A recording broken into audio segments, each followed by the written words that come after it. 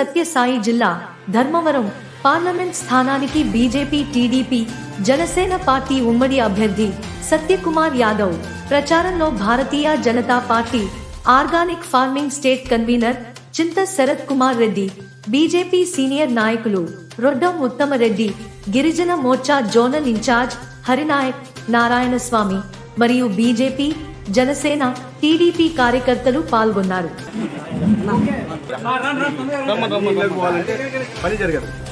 ఈసారి వచ్చేప్పుడు మన ఇంట్లోనే ఇప్పుడు గెలిచిన తర్వాత ఇంటింటికన్నా స్పెండ్ అవునా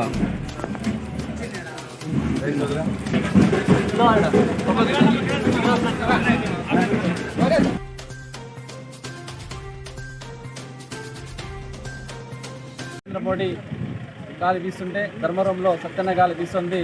ఈరోజు నరేంద్ర మోడీ సహకారంతో సత్యకుమార్ గారు ఈ ప్రాంతాన్ని అభివృద్ధి చేయడానికి చాలా అవకాశం ఉంది.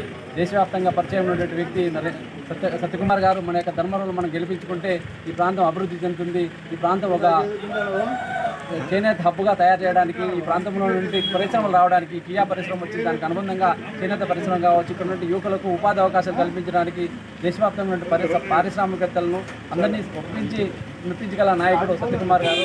అలాంటి నాయకుడిని మనం గెలిపించుకుంటే మన యొక్క ప్రాంతం అభివృద్ధి చేస్తుంది. కాబట్టి ధర్మవరం ప్రజలందరూ కూడా విజ్ఞతతో ఆలోచించి ఒక అభివృద్ధికి ఓటేస్తారని చెప్పి కమలం పువ్వు గుర్తుకు ఓటేయండి, అదేవిధంగా సైకిల్ గుర్తుకు ఓటేయండి.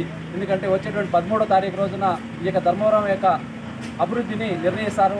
అభివృద్ధికి ఓటేయండి. ఈ యొక్క అభివృద్ధి చేస్తే ఈ ప్రాంతంలో అనేక మందికి ఉపాధి అవకాశాలు దొరుకుతాయి. కాబట్టి సత్యకుమార్ గారిని గెలిపించుకుంటే ఈ ప్రాంతం అభివృద్ధి జరుగుతుందని చెప్పి ఈ సందర్భంగా మిమ్మల్ని అందరినీ విజ్ఞప్తి చేస్తున్నాం. వచ్చేటువంటి 13వ తారీఖు రోజున అసెంబ్లీకి సత్యకుమార్ గారికి కమలం గుర్తుకు, అదేవిధంగా పార్థసారథి గారికి సైకిల్ గుర్తుకుంటాయి. ఇక ఓట్ ట్రాన్స్ఫర్ అనేది చాలా ఇంపార్టెంట్. ఎందుకంటే ప్రతిపక్షాలు మన మీద ఓట్ ట్రాన్స్ఫర్ కాదనేటువంటి భావంలో ఉన్నారు. తప్పనిసరిగా ఈ ప్రాంత ప్రజలు విజ్ఞకులు. ఎందుకంటే గతంలోనే పార్థసారథి గారిని గెలిపించినటువంటి ఈ ప్రాంతం మిరుగుపో ప్రాంత వాసులు 19 పార్థసారథి గారు కూడా ఇక్కడ బీజేపీ ఎమ్మెల్యేగా పోటీ చేశారు. అప్పుడే ఓట్ ట్రాన్స్ఫర్ అయింది కనుక ఇప్పుడు కూడా ఇక్కడ ఉన్నటువంటి టీడీపీ, జనసేన, బీజేపీ కార్యకర్తలు అందరూ కూడా విజ్ఞతతో ఆలోచించి కమలం గుర్తుకు ఓటేస్తేనే. ఎందుకంటే ఇక్కడ చంద్రబాబు నాయుడు గారు పైన నరేంద్ర మోడీ గారు డబుల్ ఇంజన్ సర్కార్, రెండు ప్రాంతంలో కూడా పైన దేశంలో నరేంద్ర మోడీ గారి సహకారంతో రాష్ట్రంలో చంద్రబాబు నాయుడు గారు డబుల్ ఇంజన్ సర్కార్ వస్తుంది.